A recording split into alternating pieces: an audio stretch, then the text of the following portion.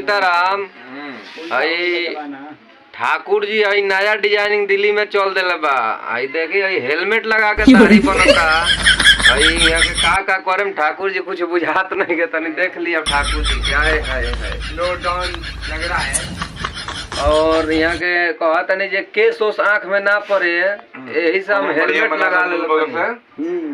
और सारा लोग मोटरसाइकिल पे लगा वाला यहाँ के दाढ़ी बनावत में हेलमेट लगा ले बनी जी।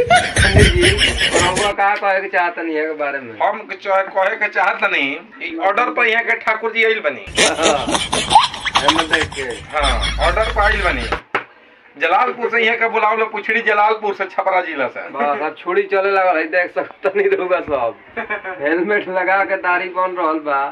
अब वो दिल्ली में आए हाय जबान करे जेबे छील दहनी है के जवानी आ रही है। हां बा ठाकुर जी बा लड़के के शादी होके वाला कमाल को दहनी है नया आइटम रउआ सब के बीच में देखे के मिलता। रउआ सब देखत नहीं तो कमेंट करके आरपी सिंह ब्लॉग पर कमेंट करके बताएं कैसा लागल यहाँ के दाढ़ी बनावत में वीडियो ना जी ठाकुर जी। यहाँ के हई घूंघट उठा के देखत नहीं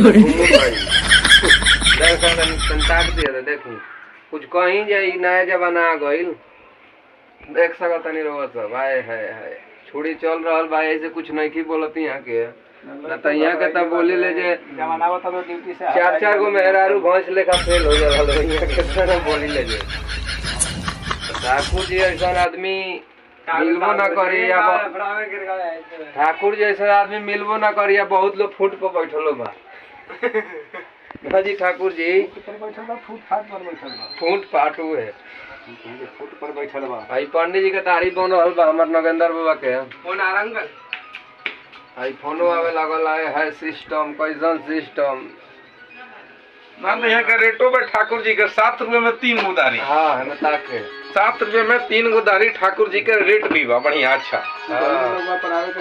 ऑफर चलता दीपावली के ऑफर चलता 7 रुपया में 3 आदमी बना सकता। दीपावली के लिए गिफ्ट के लिए दाढ़ी बनाई जा रही है। हो भाई के दाढ़ी तो बान लेकिन जबरदस्ती बनी एक बा ये नंबर लिखले बनी है हेलमेट है देखी है 64 015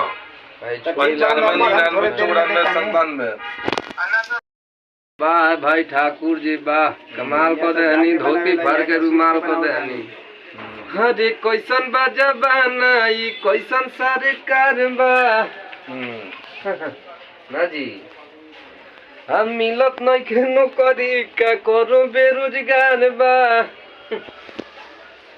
40 के उम्र भइले अबू नया बता। आई कमेंट करके रहुआ सब बतलाएं कैसन लागल वीडियो। ऐसा ऐसा वीडियो बहुत मिली है उससे बढ़िया बढ़िया ठाकुर जी के घूंघट गिरा दी ना तो नजर लाग जाए छुड़ा इन्होंने बिचिल जाए ठाकुर जी के।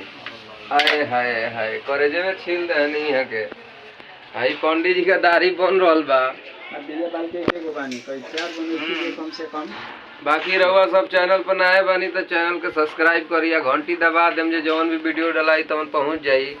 और भाई साहब एक जना बैठल बड़न पता न कहाँ घर है लेकिन बहुत बढ़िया बड़न आदमी लयदार बड़न ठाकुर जी के देख के बड़ा मजा होता है ना भाई साहब। हाय हाय हाय भिखारी ठाकुर काका जी पंडित जी हाँ हमें घूंघट उठा के बोली घूंघट उठा के सांस ऊपर के ऊपर बा नीचे के नीचे बा कहीं कटाए मत। हाँ हमरा दिखाइयो कम देता लेकिन अब रह गइल बा जे विश्वास पर बनता। हाय हाय हाय अब पंडित जी को दिखाओ आई पंडित जी करवा सब देख सकतनी यो हिम्मत वाला दिलदार बारन छोड़ा आगे 2 रुपया ला बोले हमरा बुझाते नहीं खे यहाँ के ठाकुर जी 7 रुपया में 3 बार सेब बनावेला जे सुनी से हमरा के गली एगो प्लेट से 7 रुपया में 3 गो सेब बनाइले यहाँ के कय गो 7 गो कय गो बनाइले कय गो बनाइले हमें 7 गो ठीक से कहीं बतिया 7 रुपया देऊ। अरे 7 गो प्लेट में 7 गो बनाइला अब बताओ कहीं यहाँ के ये थाना पुलिस होके लगे यही प्लेट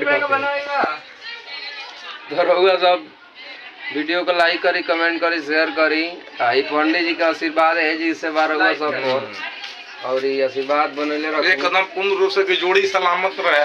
हाँ शादी भइल ना कल जोड़ी सलामत रहे एक साल पहले ही से। हाय हाय यहाँ को तनी शादी भइल हइले ना पहले ही से एक साल पहले ही सलामत रहे जोड़ी।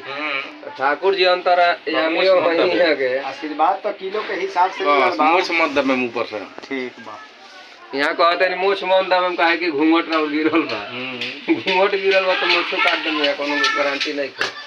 अब लोग देखत रहुआ का कहल चाहते नहीं हेलमेट लगा के दाढ़ी काटत नहीं सब बोली बनावत नहीं हमारा तो ठीक ठाक लगत है इहो के ठीक है हमें लगत बोली हमें देख के नया बोली फैशन के दुनिया के जोर में आ गइल बानी यहाँ के भी जोर बानी पुरनकी मौगी सन खान शर्मात नहीं हमें बोली कला मामा वो तो नहीं ठीक से नया बनाई फैशन के जोर में हम लेटवा से बुला दी सारा हाय गाइस कहीं इसको उतारो भी हाय अब बोले अब तनी घूंघट हट गइल अब तनी यहाँ के बुझा त सांस चलत तो सांस बंद हो गेल ना जय हो जय श्री राम हर हर महादेव जय भोजपुरिया समाज जय हिंद जय भारत जय भारत पंडित जी जय